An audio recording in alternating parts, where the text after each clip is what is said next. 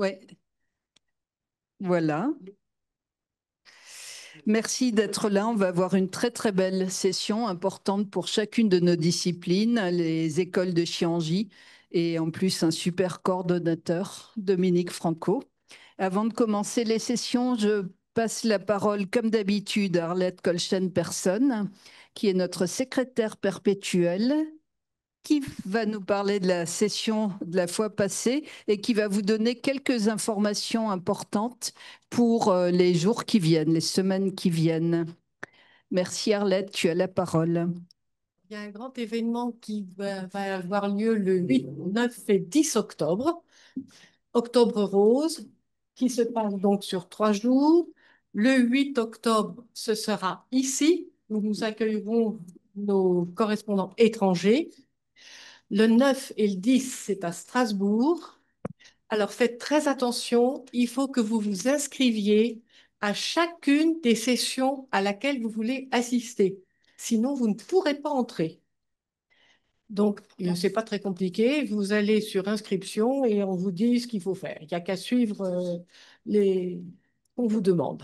Le site s'appelle Rencontre internationale de scénologie. Donc, vous allez sur Google, vous cliquez Rencontre internationale de scénologie.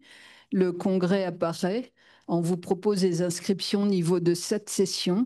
Il faut que vous inscriviez si vous souhaitez venir parce que nous sommes accueillis dans des institutions européennes comme la Cour européenne des droits de l'homme et on ne peut pas arriver comme ça si on ne s'est pas inscrit au préalable. Donc, il faut vous inscrire. Il vous demande simplement votre adresse mail, votre nom et prénom et cocher si vous êtes personnel de santé ou pas. Ça leur suffit. Le jour où vous venez, il faut arriver juste avec une pièce d'identité. Donc, on ne peut pas faire autrement qu'imposer ces inscriptions. Elles nous sont demandées et nous, on ne peut pas vous inscrire à votre place. Et puis, d'autre part, dans les autres choses à vous annoncer, le professeur Beaulieu veut vous prévenir du congrès qui aura lieu à Phnom Penh. Le voilà. La date est un petit peu difficile à trouver, mais enfin, c'est quand même le 15 novembre prochain à Phnom Penh sur la chirurgie oncologique. Voilà, le message est transmis. Oui, c'est un congrès qui est soutenu par l'Académie, et en particulier par Jacques Beaulieu, mais pas seulement. Henri Coudane s'était rendu là-bas également, qui depuis cette année est surtout concerné et concerne surtout la chirurgie des tissus mous, alors qu'avant c'était un congrès généraliste. Et donc c'est important que la France soit présente. On ne se rend pas compte de l'impact qu'a notre pays dans les pays étrangers. Et donc, ça a une importance notable. Les Cambodgiens sont assez reconnaissants de ce que les Français ont fait après l'histoire de Pol Pot. Et donc, c'est important à souligner. Et je précise que l'an prochain, c'est le Cambodge qui accueillera les Journées internationales de la francophonie. Et il est très vraisemblable que l'Académie y sera. Voilà. Bien.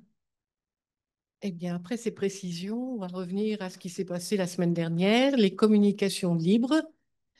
Gina Crissat a parlé de la chirurgie, équilibre entre art et science.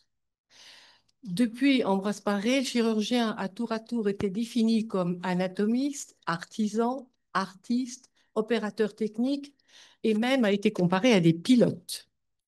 À l'ère des technologies dites disruptives, incluant intelligence artificielle, la réalité virtuelle, la robotique, l'automatisation des gestes, sommes-nous appelés à disparaître pour n'être que de simples opérateurs techniques ou même des avatars? Entre gardien du savoir et innovation, le chirurgien est en constante évolution et doit être le metteur en scène de son futur. J'espère, Gina, ne pas vous avoir trahi. Le docteur Patrick Guyot de Bordeaux, la chirurgie dermatologique au cabinet, spécificité pratique actuelle et perspective. La chirurgie dermatologique est largement pratiquée en cabinet libéral, bien que comme reconnue comme pratique interventionnelle par l'HAS, l'Institut national du cancer et l'ANC, Elle n'appartient pas officiellement aux spécialités chirurgicales. Depuis 2007, la HAS a jugé que la chirurgie d'exérèse de lésions superficielles de la peau est une chirurgie sûre et adaptée à un exercice en externe. Des études viennent également démontrer que ces gestes réalisés au cabinet le sont dans d'excellentes conditions de sécurité et avec un faible coût pour la communauté.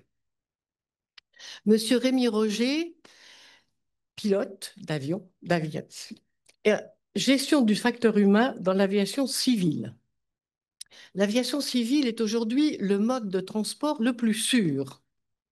L'humain intervient à toutes les étapes, de la conception des outils à leur utilisation finale.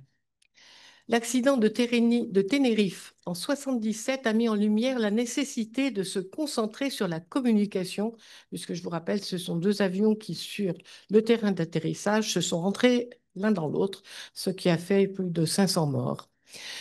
Donc, la communication, là, ne s'était pas bien faite, et la coordination des équipages.